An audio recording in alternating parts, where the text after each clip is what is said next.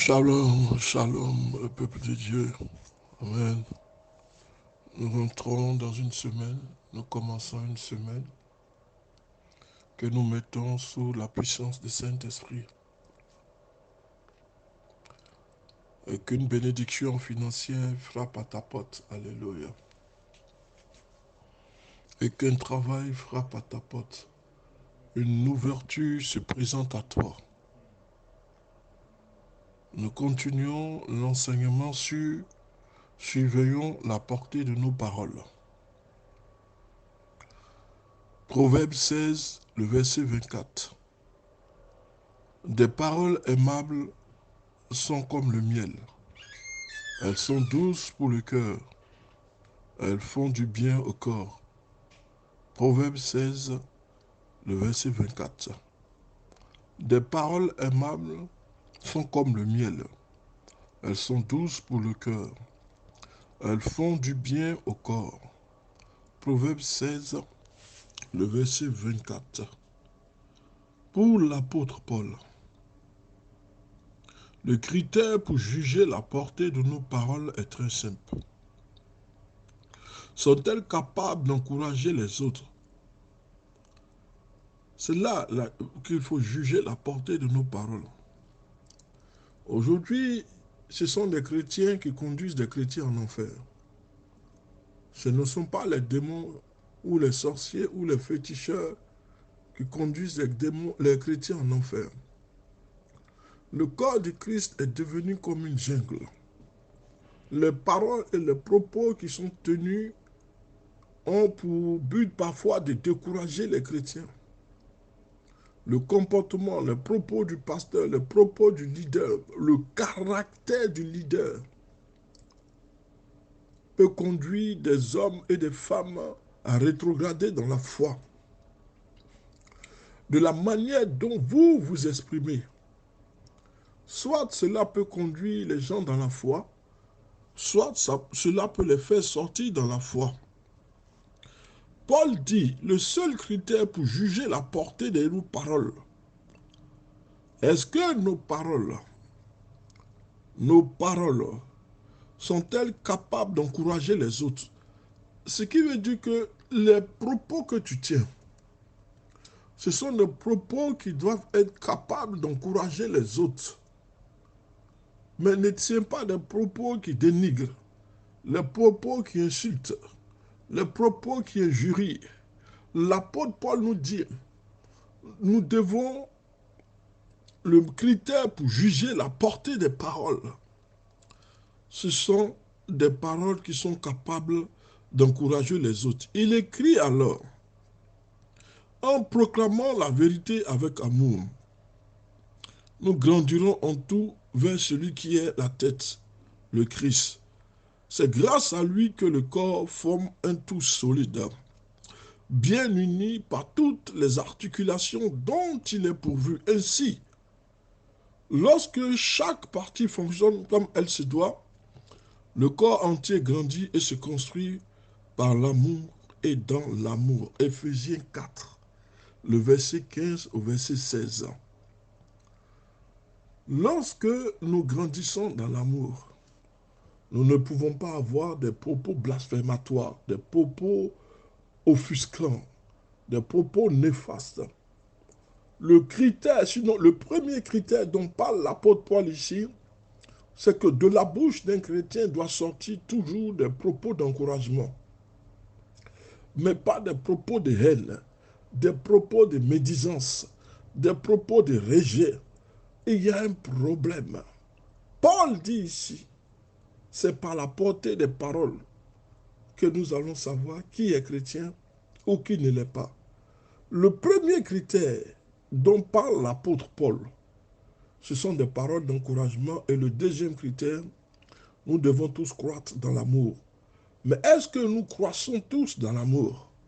Des chrétiens conduisent des chrétiens en enfer. Parce que, à part eux, personne n'a le droit de chuter. C'est que l'orgueil y est. L'amour fait grandir, l'amour rassemble, l'amour chasse la haine et l'amour détruit la haine. Le premier critère, ce sont des paroles d'encouragement. Et le deuxième critère, ce sont des paroles d'amour. Paul parle des paroles d'amour. La construction dans l'amour. Le corps ne peut grandir que dans l'amour.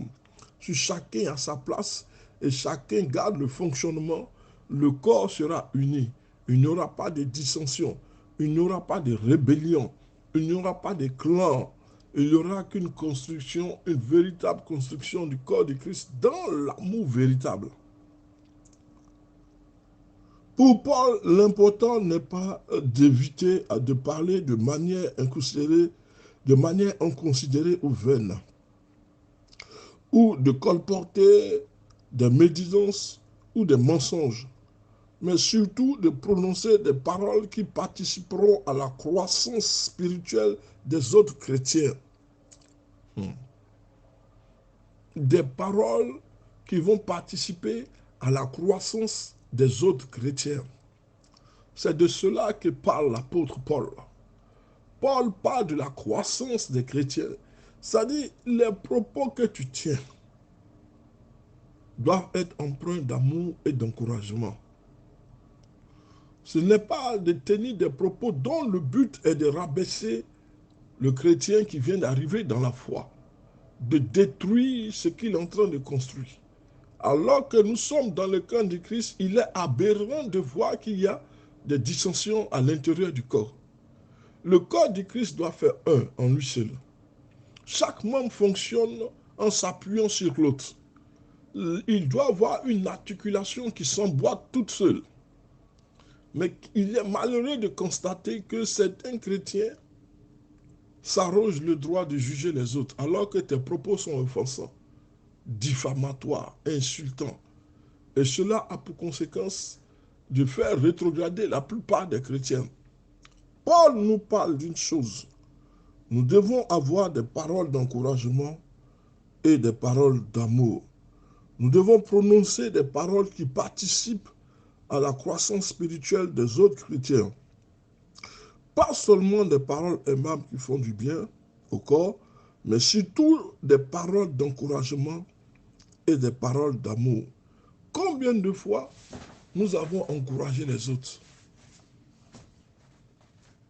Combien de fois nous sommes dans une église d'amour, dans un corps d'amour, mais nous-mêmes, nous ne développons pas cet amour.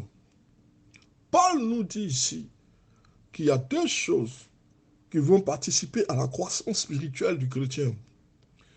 En lui insufflant des paroles d'amour et des paroles d'encouragement. Ces deux choses vont l'aider à grandir dans le ministère. Ces deux choses vont le propulser dans le ministère. C'est pourquoi Paul parle ainsi. Et il parle de ces deux choses. Il parle de la croissance spirituelle. Il parle des paroles d'encouragement qui doivent sortir de la bouche des chrétiens. Des paroles d'encouragement et d'amour. Aujourd'hui, celui qui vient dans l'église, un non-croyant, un non-converti, qui vient dans l'église, la première chose qui doit le frapper pour qu'il reste dans l'église, c'est l'amour qu'il y a entre les frères et sœurs à l'intérieur de l'église. Mais aujourd'hui, est-ce que cet amour existe? Toi, tu es dans un confort et tu commences à invectiver l'autre. Non, les enfants de Dieu ont perdu cet aspect, ont perdu cette notion d'amour. Tous doivent se tourner vers le véritable Seigneur, le véritable Dieu, en ayant en tête que celui qui aime Dieu aime ses commandements. Or, l'amour est le plus grand de tous ses commandements. Mais est-ce que l'amour réside en toi ce matin? Alléluia.